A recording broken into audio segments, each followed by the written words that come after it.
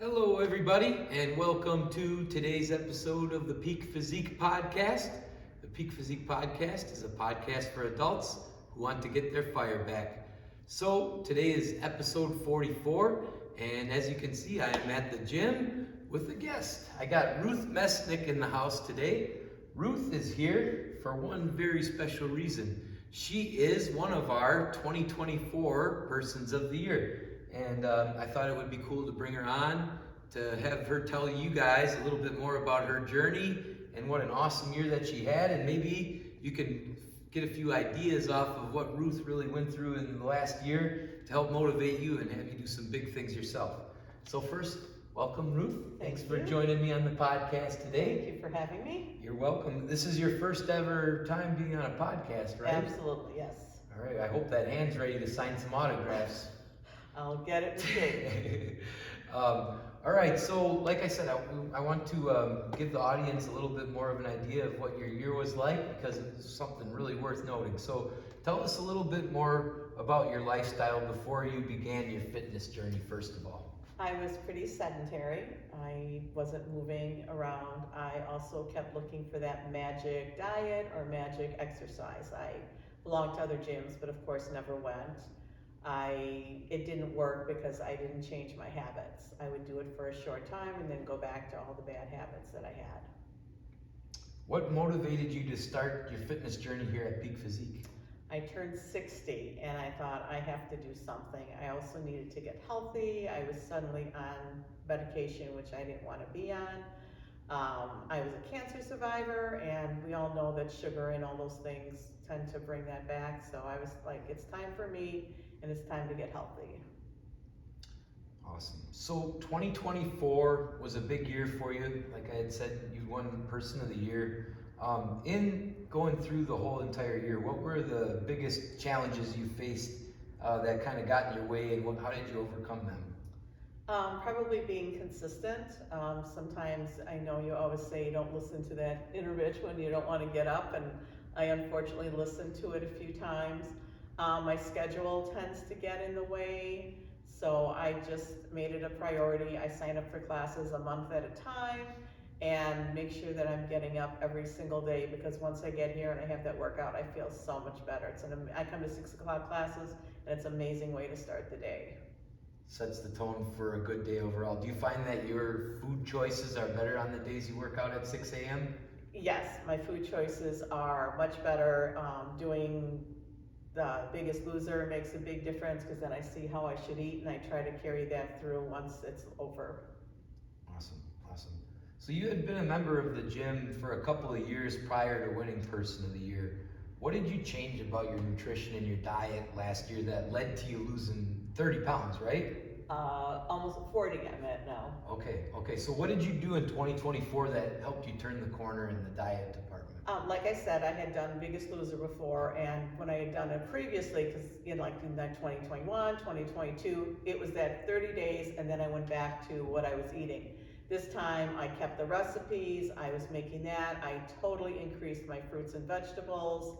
I just said no to the sugar. I'm not perfect, but when I make those little slips, I'm able to get over them rather than just giving up, like, okay, I screwed up, I'm done. This time I'm like, okay, it was a bad day or a bad night, but I go right back to the good stuff.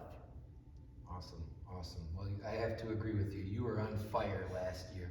And I think it's even cooler that, it's not like you were doing terribly prior to 2024. You were doing a great job of staying consistent. It just wasn't enough to really turn a big corner. But the news is there's a lot of people out there that are in that same boat where they're just kind of churning their wheels and not really seeing the results happening. What would you give as advice to somebody who's in that boat right now, as somebody who got out of it and kind of saw some great results? Just stay with it, get out of your comfort zone. That was one of the big things for me. I was not, an athlete or exercise to even know what I was doing. But just, give it a try. Come to Peak Physique, it's amazing. When I first came, I started with the Biggest Loser in 2021. And the minute I walked through the door, it was just this great place, and everyone was so supportive. So you just have to set your mind to it, set little goals. Don't, try to get it all done at once, because that was something I had done too. and, you know, just get right back to it if you screw up, because no one is perfect. Just don't give up. Oh yeah, that's what it's all about. Yep. In life, there's ebbs and flows, right? Yes. And when things are good, that's when you really go hard and get the results that you can. Yeah, And that makes a huge difference. It's much more fun doing things now than it was back then. I have more energy. It's just a great feeling.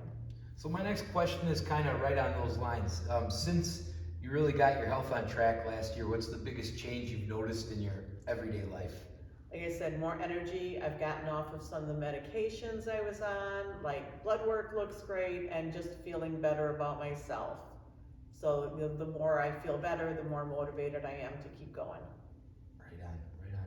So Ruth, I didn't send you this question, so I'm gonna spring one on you, but it really isn't that hard. You did our Couch to 5K program last year, and I was watching you cross the finish line. I couldn't believe how fast you were running. It was a shock to me, and you know, usually people are winded and about ready to pass out when they cross that line, but you looked fine. Tell us about your experience doing Couch to 5K. Not something, it wasn't even on a to-do list that I would run. But again, it's here, it's the support. I figured I'll try it. I never imagined that I would run the whole thing. I've walked it in the past, and I thought if I can combine walking and running, that would be enough. The program is great because it takes you through starting at like 1 minute all the way up through a half an hour, so you're ready for that Couch to 5K, and just everyone being there was so encouraging, and it just made it so much fun. And I ran the whole thing, which I would never have thought I could do before that program, and the encouragement from everyone here. Are you gonna do another one? That's the plan. All right, awesome, awesome. Well, Ruth, that's all the questions I have for you today. Thanks again for coming on the podcast, and congratulations on one hell of a year.